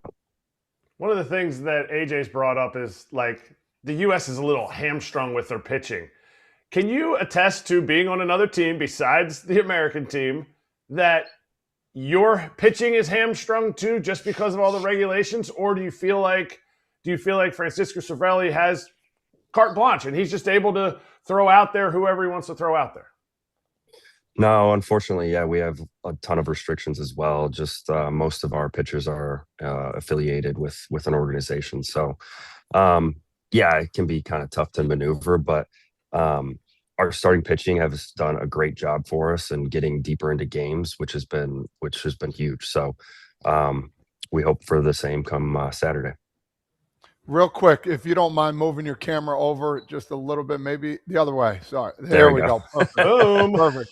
My question to you is, you got all these guys coming with Italian heritage. You guys come together. Heard the flights are great. Everybody come together. What's one guy on this team who you maybe heard of or haven't heard of, where you're kind of gluing to? You're hanging out with all the time, like, because there's a lot of different animals on this team. There's a lot of different perspectives. Give me a guy that you think right now, or that that you're getting even friendlier with. Yeah, I mean, honestly, it's just crazy how close we've gotten in such a quick period of time, just with the whole team in general. And so I don't know if there is one name. It's just been great to get to know everybody. And obviously Vinny's got the big personality, and he's been the leader of this clubhouse, and he gets all the credit in the world for having us as close as we are and helping this be such a fun experience for everybody. You guys are 4-0 so far. If it doesn't end up in a championship, is this a unsuccessful tournament for Team Italy? I mean, we're not looking at it that way. We're just trying to take it, one day at a time. And obviously the last 2 games probably were the 2 biggest wins in Italian baseball history. And so that's been tremendous, but we haven't reached our goal yet. And our goal is to get to Miami and beyond. So we have a, really tough team coming up with Puerto Rico, and we got to be ready for them. John, if Vinny is the leader, so he would be the Godfather, right? He's the Godfather. He's doing the double kisses. Who's like the capo? If he's the Godfather, who are his capos and his consigliere? Who are his underlings that he's teaching the Italian way? Yeah, I mean, we have a bunch of young guys that are really talented. That Sam Antonacci has just been a stone cold killer for us. Andrew Fisher's been great. We have a ton of young guys, and I'm probably missing out on a handful of them. So they've all been asking a lot of questions and trying to learn as best they can. And they're extremely talented. So they're trying to lean on the veteran guys like Vinny and myself and Ottavino and some of the guys that we have here. And so it's been a good mix. I want to talk a little bit about Andrew Fisher, Jersey boy, lives down the street actually from me. He's like 15, 20 minutes. I've been talking to him a lot. He's saying this is probably the best. Well, it is the best experience for him because he's a younger guy. He's a really good baseball player. Talk about this experience. And, not only just being on the Italian team, but just this, they call it an exhibition. This is an exhibition to me. This is pure baseball at its finest. Go into how awesome this has been. And, you guys are exceeding all expectations here, man, to be honest with you. So talk a little bit about that. Yeah, like I said, it's honestly the most fun I've had playing this game in a long time. And they're playoff atmospheres. It feels like a playoff game. This doesn't feel like March. It feels like October. And so it's awesome for especially the young guys like Fish and a handful of them to get this kind of experience that they can lean on, hopefully when, further down in their careers when they're playing in October for the respective teams. So, the crowds have been great, especially the last couple of nights. And we expect to have a pretty big crowd again on Saturday and then hopefully on to Miami. All right. We're going to talk about you. What the heck, man? Why do you not have a job yet? Is our guy Storm not doing enough work? No, he is. He's bugging me all the time. So, I just want to enjoy the WBC, enjoy this experience, and kind of see what comes from it, and sit down with my family. And if there's an opportunity that excites us, then we'll go from there. What does that look like in a sense of what does your off season look like because of how your season ended last year, and then going into it, knowing what you can still give? What kind of conversations do you have, or is it all Storm, your agent, Storm Kirschenbaum? Big shout out. Also my agent. He's going to love that. He's going to text me about that. No, it's been spent some time with the family, which has been really good. And I have a young daughter, so been fun to be at home for that. And then just kind of started training again like a regular off season and seeing what was kind of out there. And when this opportunity arose, it was a no-brainer for me, and super pumped I did it. And, we'll make those other life decisions after this is over. John, does this help or hurt you think? Because I'm like Eric. Well, how do you not have a big league job? You're a big league player. You're going in the WBC. You're hitting homers off big league pitchers. This isn't, you're facing college guys. I mean, you're facing legitimate big league dudes in big games, right? I mean, this isn't, again, there's 30,000 people, there's 5 million people watching these games every night on Fox. So do you think this helps your case for a job next year? Or do you think teams look at it and go, it doesn't really matter? Because to me, this matters. Yeah, I mean, to me, it matters. And so I'm playing like it's, the World Series, and we're taking it that seriously. And I think as competitors, that's all you can do anyways. I kind of treat every game, whether it's a spring training game or regular season playoff game, doesn't matter. It's, you're trying to win. You're competing against the guys across from you. And so I think it helps, but I'm not too worried about that part of it. So they'll see what they see, and if an opportunity comes, then great. You kind of alluded to Puerto Rico. I mean, have you guys talked a little bit about the game plan, or how is it in there? How's Cervelli? Is he just, hey guys, go out and play, or you guys have a little bit of a game plan? Who's throwing? How you guys kind of perceive this game, and how do you feel going into playing a really good team, Molina's team in Puerto Rico? Yeah, no. Servi does a great job with this group of keeping it loose, but at the same time, we still have some meetings and stuff like that, just to be aware of certain things, on the advanced side of it, and having our hitters meeting and stuff like that. So No, we'll be as prepared as we can be. We know Puerto Rico's a great team. When we just faced USA and Mexico, so it'll be another really good test. And there's all really good teams left. So there's no easy game here, and we're excited about the challenge.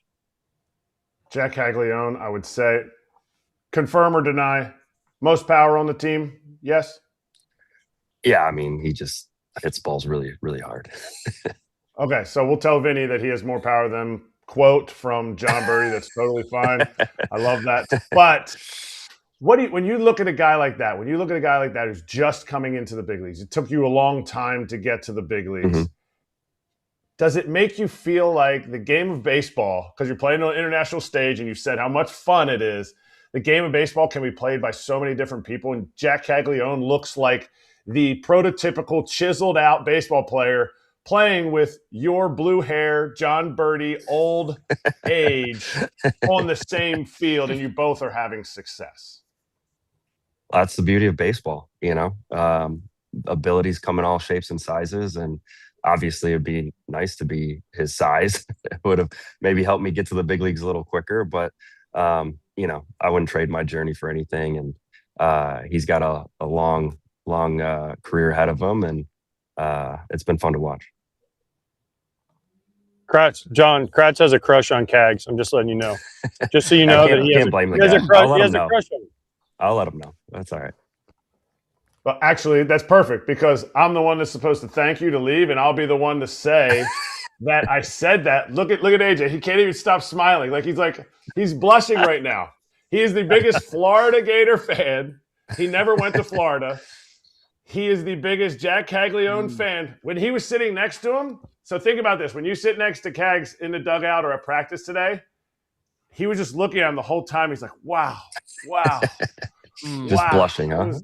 He was blushing. We were at Kansas City. We almost got kicked out. He now has a restraining order. He can't get within 50 feet of Cags. Family friends, Kratz. You should try. You should try having family friends. Nervous. Now he's bringing his family into it. He knows his family. He follows them on Facebook. But AJ's old, so that's all he has is Facebook. Berti, I appreciate you. We are, as much as we were cheering for you guys to win as Americans, we definitely love to see you guys beat Puerto Rico, continue to move on, and we're cheering for you no matter what happens. So thank you for coming on.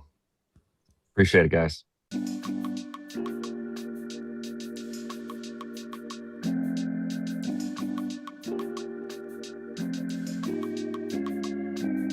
Leo Rodriguez, can you describe that atmosphere for me last night? Well, the atmosphere is definitely the most electric game that I've ever been a part of, we gotta say. The way that the Dominican fans just kind of showed up, it was amazing.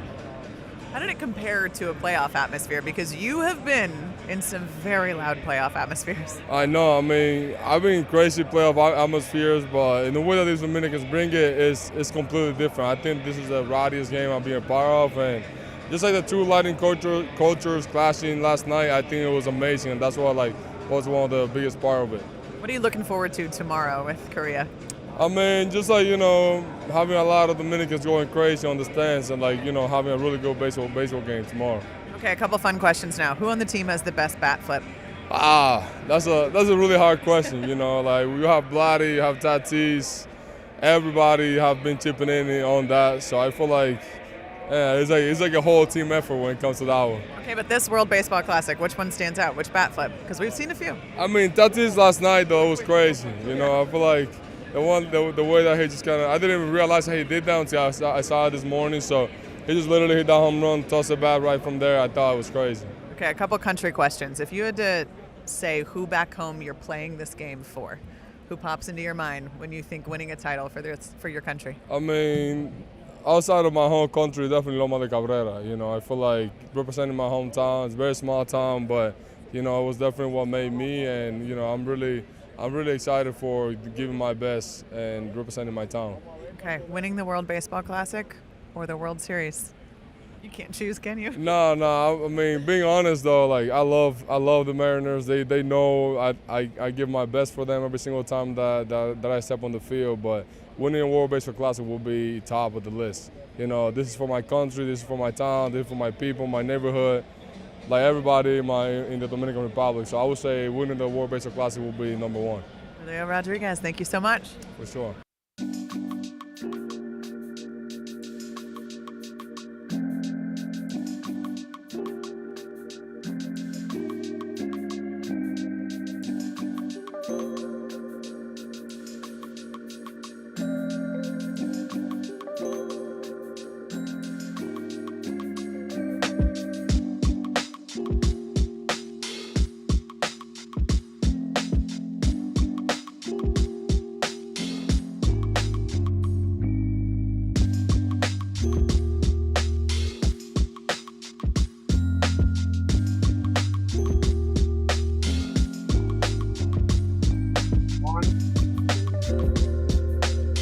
Foul Territory Spring Training Tour is engineered here by Fastenal. Check out fastenal.com for more information.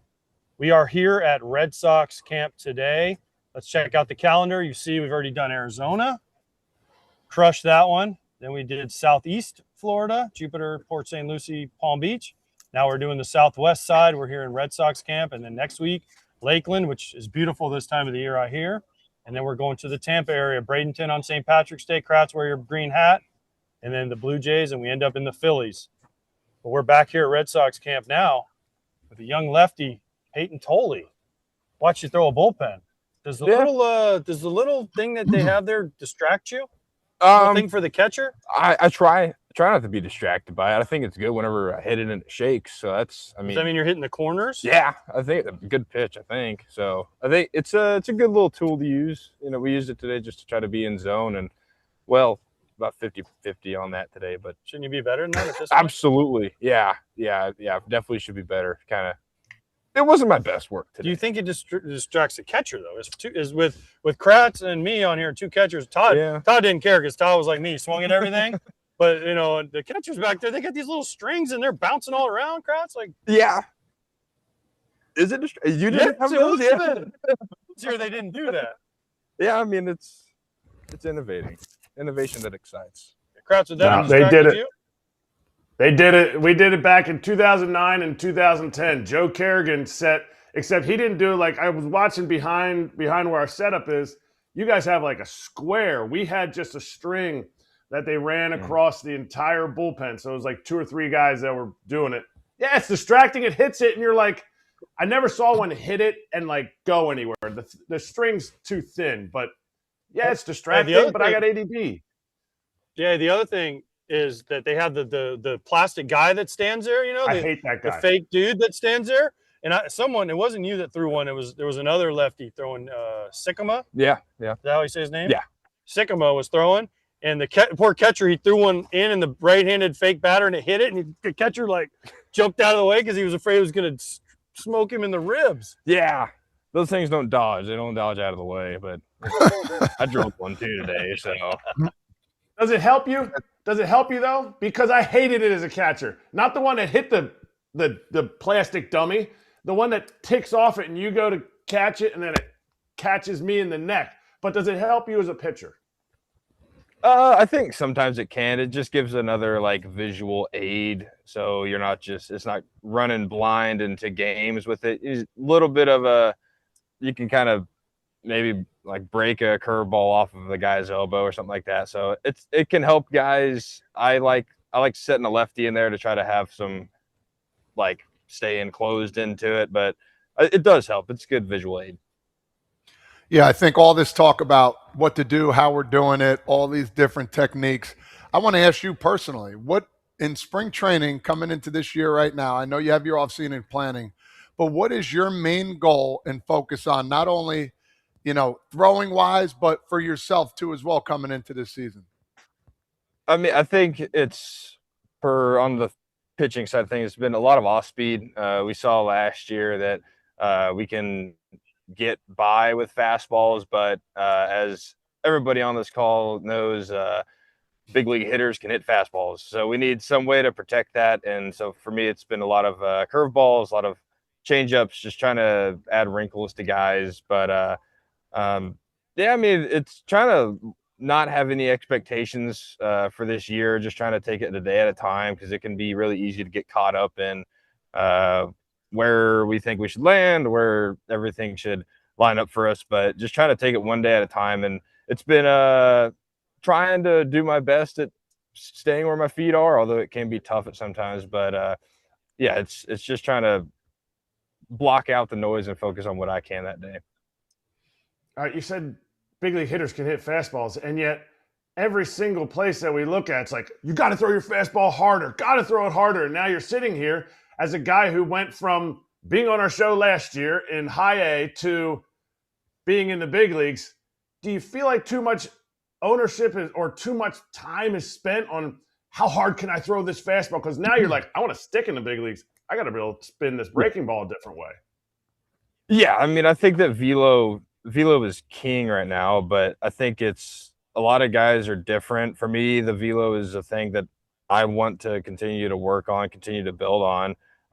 But like you're saying, like you need to have spin in order to pitch well. You can't be one dimensional out there. So I think it's good, especially like coming up through the organization of trying to throw harder each and every outing. It was a good mindset change for me of like going out there and like we said PR on every pitch. And so it's going to help. The velo will help the off speeds get better, but now it's like, okay, maintain the velocity and also be able to spin it and get it in the zone. So I mean, did you learn all this in those like 4 hard months you grinded through the minor leagues in your career, Kratz? I mean, this guy right here, he's a grinder. I mean, he was in the minor leagues for like 4 months. Not a grinder. You got all this wisdom. What was that like? Drafted in 24. Did you play? You played at all in 24? I had one FCL inning. So you threw 1 inning. So 1 inning, Kratz. Yeah. He technically has parts of 2 years in the minor leagues grinder. And the next thing you know, it was August, right? You're in the big league pitching for the Red Sox in the pennant race. Yeah, it was an absolute whirlwind of a year or 16 months, whatever it was. But it was a lot of fun. We got to meet a lot of new people. So that was always. You know everyone from A-ball, AA, all the way up to the big leagues? Yeah, this spring training's been great. I haven't really introduced myself to a whole lot of new people. So it's been, because you know the minor league guys and the big league guys. So I got boys everywhere. So it's helped me out a lot. I feel pretty comfortable with everybody. So it's a you know everyone's name? We're close. There's a couple like new draft guys that I think I've introduced myself 3 times to, and it's like, well, now that just makes me look like a complete tool. That's nice, though. But they're looking at you. Like, look at this veteran. Payton Tolley walked up to me, guys. Veteran. Introduced himself to me. Look at this. He's a big league starter. This is his 3rd time introducing himself to me, but we're okay with it. At least you introduced yourself to me. Yeah. I mean, of course, last year being in their shoes, it can be intimidating, but I try to spread the love every time. I mean, Todd and I spent a lot of time in the minor leagues, not as much as Kratz, right, Todd? We grinded through the minor leagues, but we're not quite on Peyton's level as how quick we could get there. No doubt. And sorry, Kratz, you went up there as quick as possible. Absolutely incredible. All joking aside, I want the people to get to know you a little bit here. I know you look like a fun-loving guy.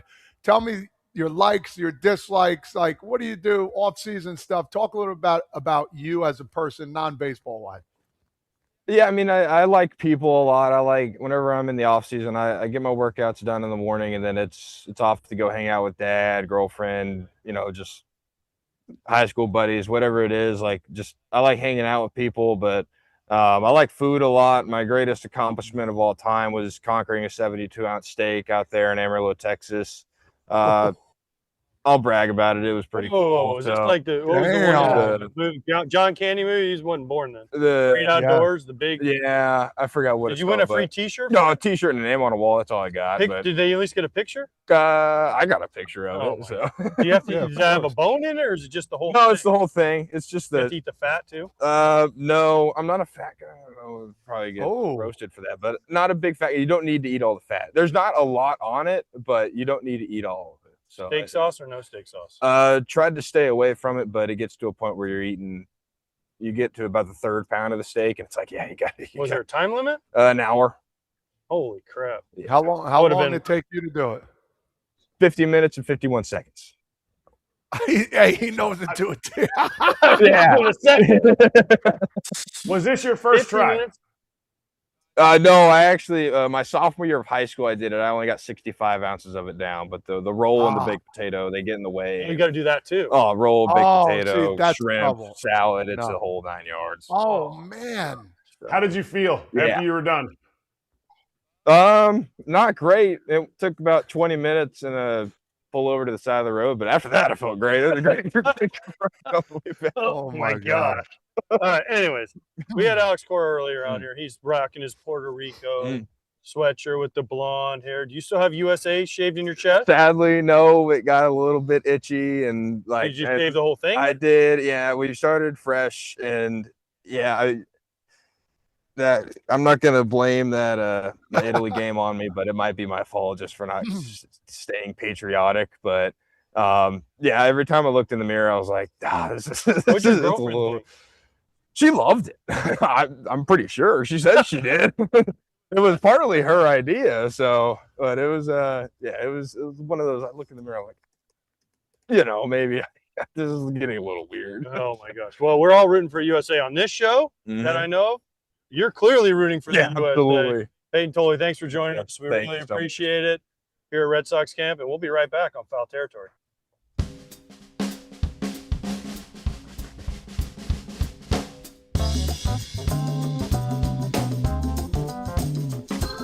All right, Carlos, can you describe for me the atmosphere last night against Venezuela?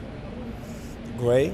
The energy, attitude, it's crazy. It's crazy. My last time we see that the game is 2013 when I play catching with the WBC. So it's tough. It's tough. The energy, fans, player, everybody. How did it compare to a playoff atmosphere? It's way different. It's way different because you play here for hard.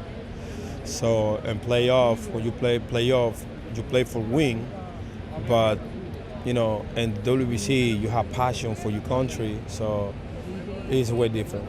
What are you looking forward to against Korea tomorrow? They were out here scouting you guys during BP. I mean, they surprise. They surprise. They coming from Korea, different baseball, different people. So we see what happens tomorrow night, and this is my first time, watching Korea team, and we see what happens tomorrow. Okay, some fun questions for you. Who on the team has the best bat flip?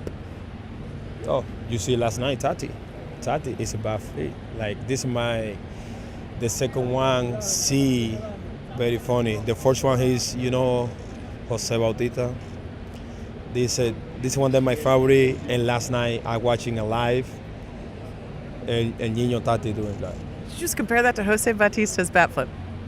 I like better Jose Bautista, because he's like emotion when he throw the bat feet like far, like Tati he close to the line to the third base. He's like crazy emotional. All right, a couple country questions for you. When you think of back home and winning this title for your country, who are you playing for? Is there anybody specific that comes to mind that you're playing for? Who? Honestly, everything. I'm thinking so much, thinking how experience what we have or what we are. So especially maybe because it's my last. So when I get home, I'm thinking too much about that. Does that make it even more special to you, thinking it might be your last one? Yeah, everything, every moment, he's special. Especially like this is the last one to me.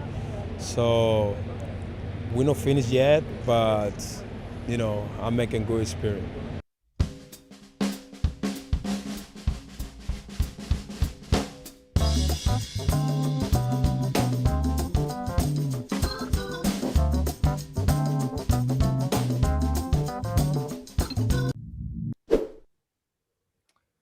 All right, guys, here we are. We got Richard Grisham back with us again, the president of Out of the Park Baseball 27. As we know, it's the 27th year of Out of the Park Baseball, as people are understanding. Richard, how's everything going? And talk a little bit about this new upcoming OOTP, man. Well, first of all, I'm so happy to be here. I love Foul Territory. We've been able to spend a little time together over the years, so it's been amazing to watch how foul territory has conquered the world. So congratulations to you guys. It's been awesome to watch. So yeah, out of the park baseball. It's our 27th straight year of releasing this game. It is a computer game and it is a strategy game. So when a lot of people think about baseball video games, they think about how quick they can be with their thumbs on the controllers and stuff. But out of the park baseball is all about managing a franchise, managing a game, being a general manager of a real Major League Baseball franchise. So when you take the chair of the general manager in out of the park baseball, you pick your franchise and you're in complete charge, not just the major league club, but the minor league club. Every single player in the organization is under your purview. You make all the trades, you sign all the free agents. You can even manage all the games. You set your lineups, your rotations. It's everything about Major League Baseball that you could possibly have to do. It charges you to do, and you can do as much of it as you want to, or you can delegate as much as you want to. But either way, at the end of the day, if your team wins the World Series or if your team has the worst record in baseball, it's all on you, and you've got the entire world of baseball at your fingertips. And you can be caught, if you're the one in charge of the game, you can be caught misspeaking at a interview after a poor decision. But anyway, no. The one person that's not on the show today has used it the most, and that's Scott. He started using it before we ever made this connection, and he has used it so much. But you've seen the maturation of this product. OOTP 27. What is the best? What is your most exciting thing about the 27th version compared to some of the earlier versions? So it's a great question. So a couple of things. Number one, what's awesome right now is today, the game comes out today worldwide, and we have the real World Baseball Classic in it. And this is the first time we've ever had the real World Baseball Classic in it. When I say the real, meaning it's licensed. Like, we've worked with Major League Baseball and the World Baseball Classic to have the real federations and the real players. And that was unthinkable not that long ago, just because we didn't have the resources available to us to do something incredible like this. So that's something to me that, I know, 5, 10, 15 years ago, just that wouldn't have been able to happen, but it did now.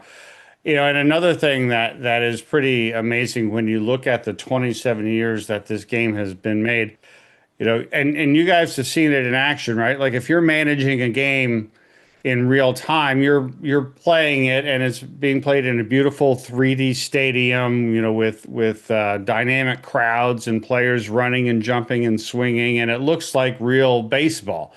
It wasn't that long ago, 5, 6, 7, 8 years ago, that when you would manage a game in real time, you would just see a flat screen and little tiny chess pawns sort of, walking around the screen. Like, it's not only has it become really just beautiful to watch in action, but also now that we have all of the different 3D animations and the stadiums and stuff, it's a compelling experience, whether you're looking at all the different statistics of your guys or whether you're managing the game. It's sort of like, no matter where you go, it really just looks so nice, especially compared to what it did 3, 5, 7 years ago. It's amazing the progress that it's made. Richard, I know you guys run simulations on this, and you mentioned the World Baseball Classic. Who wins? Who wins on the simulation? What country wins this year's World Baseball Classic? So that way I know what I'm looking forward to. Well, I will tell you this. We've been running some sims the last few days based upon the current situation. And I'll tell you this. I don't think it's going to be a big surprise. Man, the Dominican Republic team looks really, really good. We run a lot of sims, and I'm telling you right now, these days, the Dominican Republic wins the most out of all of them. But I will tell you, so, we run a lot of simulations for the Major League Baseball season, and there's not a tremendous amount of discrepancy at the top, but there's usually some material difference between, okay, well, we think, this team is going to win or this team. with the World Baseball Classic, the margins are very thin. So the Dominican Republic is coming out on top the most, but it is razor thin margins between them and the United States and Japan. Like those are the three teams that are, when we run the Sims, one of those three teams is winning almost all the time. The Dominican Republic has a slight edge, but boy, it's close. I want to ask, you said you can manage a team, you pick and choose. Are there any other different ways that you could play this game, or is it all just about managing your way through the whole process of out of the park baseball? There are so many ways to play to play out of the park baseball, including perfect team and also drive for the pennant. So those are just a couple of different ways. So one of the reasons out of the park baseball is so popular is because it is so big, right? And you literally can manage every aspect of a major league team, not just the rosters, but the finances and the scouting and everything. But to some people that can be kind of overwhelming because running a Major League Baseball franchise is a big job and it's very complex. So there's other ways, like if you're just a regular baseball fan, right, but you're not necessarily looking to make sure you know how much your backup shortstop's fourth year salary option guarantee is, you just want to experience the entire history of baseball. You can jump into a mode called Drive for the Pennant that allows you to say, well, I want to go back to 1975 and play the Red Sox, and it'll just guide you on a path. And various points during the season, it'll give you a decision. Oh, do you want to make this trade? Or, oh, it's the seventh inning of a tie game, so now it's your opportunity to decide what to do. Or, this injury just happened, so do you want to bring up one of your young guys, or do you want to go try to sign a veteran presence or something like that? So there's a mode where it'll just sort of guide you on the rails over the course of a few hours over a season, and you get to make decisions. That's a really fun way to play the game without having to feel like you need to manage everything. And then we also have an online competitive mode called Perfect Team, where you can open digital baseball card packs and you can get current players and historical players, and you can just set a lineup and a rotation, and you can send that team out to play against your friends or against a deep pool of players. And there's tournaments and there's drafts and there's all sorts of different ways to just have fun building your team that way. So there's a bunch of different ways, and the best thing is you can just dip your toe in the water and have a little fun, or you can go all in and take over everything and anything in between. Richard, I just want to know for 27, Todd wants to know, did you fix the thing where the 05 White Sox beat the 2012 Reds? Because he still, every time, he swears that you rigged that game when we simulated the game against each other. So I just want to make sure that you fix that, so if we do it again, Todd can win, so I don't have to hear about it anymore.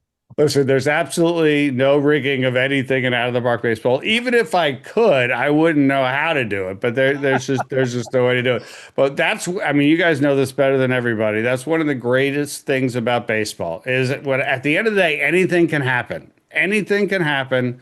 And just when you think you've seen it all, nope, you have not. There's still something more that this incredible sport will unveil to you.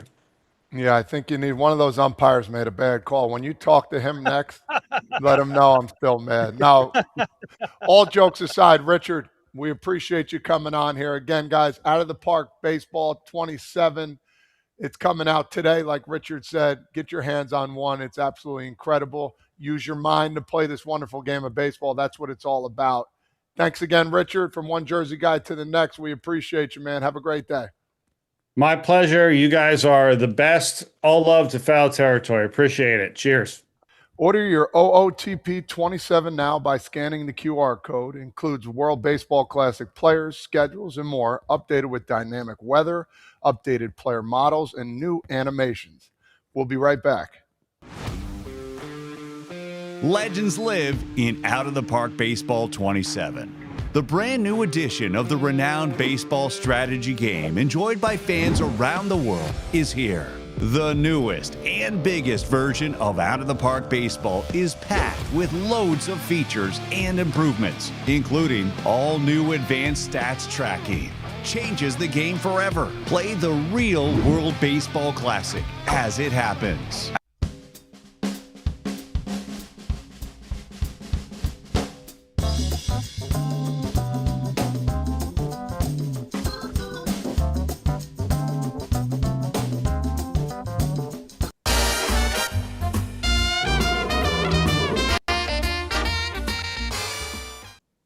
This is our favorite time right now to check out how much money Todd is going to make us when we check out our money bags. But he's not up there right now. That's okay.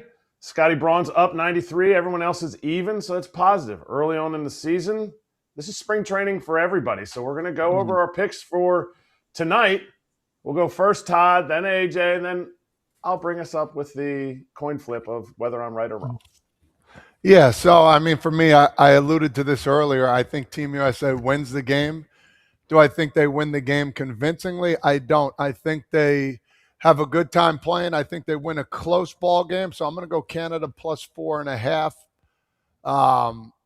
Hoping that USA comes through here. But Canada has one of their better teams they've had in a long time. A lot of guys are professionals, and we'll see what happens there. Well, as much as we're rooting for the USA, Todd, I don't mind that bet. I actually thought about going that route because I think it will be closer than the experts say with the -4.5. So I actually love that bet, Todd. But I'm going a different route here. I just think there's going to be a lot of runs scored in this game on both sides. I know Logan Webb, but I think one of the Naylor boys will get a big hit. I'm just taking the over. I'm going over 9.5. That seems like a low number for me with the power on these two teams and the pitching on these two teams. I just feel like there's going to be some runs scored, and I think Canada can score runs with the USA. That's why I like Todd's bet, but I'm going over 9.5, and that's -115. I mean, let's see if we can parlay that, John, or something. I mean, that's some extra, so I'll take care of that for the boys, but I'm going the exact same. I'm going over 9.5, -115. So let's make sure everybody gets a nice little victory. I love that. So with BetMGM, the world's top baseball stars go head-to-head in WBC. Join the excitement and make your WBC moment when you bet with Boosted Odds. Activate your Boosted Odds token for any WBC bet, and you'll receive a bigger payout if your bet wins. Gambling problem or concern, call 1-800-GAMBLER. We'll be right back.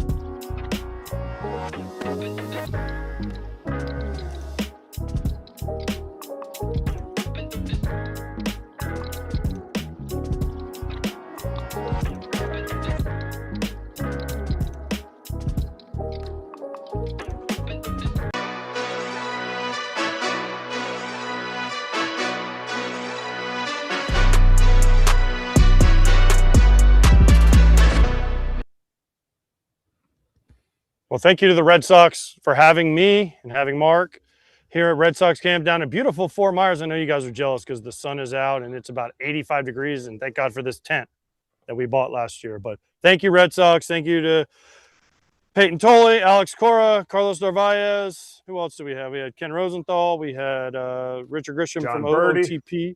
John Berti, right? So thank you to all our guests. It was a wonderful show today. What do we have for Kratz hats? Oh, I'm just glad Scott's not here. That's all. I figured you'd say it, but we're not. We're missing him, but he'll be back. Red Sox. I got to talk to the New Era guys. He gave me a little bit of the insight about you might see these hats next year, but we're not sure. We're not sure. So it's been a good seller, and I got a lot of great compliments about all the different logos that they're putting on this year's spring training hats. And by the way, they have new batting practice hats coming. I saw the Tigers one. You know who's going to love it? Producer lady. It has one of her favorite logos on the front. Oh, it was sick. It was sick. I'm just saying, New Era. But don't forget the post game today. Kratzy, you're on the post game tonight, right? Todd, are you on the post game? No, Scott. Not tonight. Not Kratz, tonight. Kevin Pillar, USA Canada. After USA crushes Canada, we can talk about it, but only by 3 runs, right? Only by 3 runs. It's going to be 10-7. 4 is good. Just saying, or 4. All right. Post game for every Team USA game. Thank everybody here at Red Sox camp. And that's it for Foul Territory today, everyone. Enjoy their afternoon. Let's watch baseball, real meaningful baseball tonight.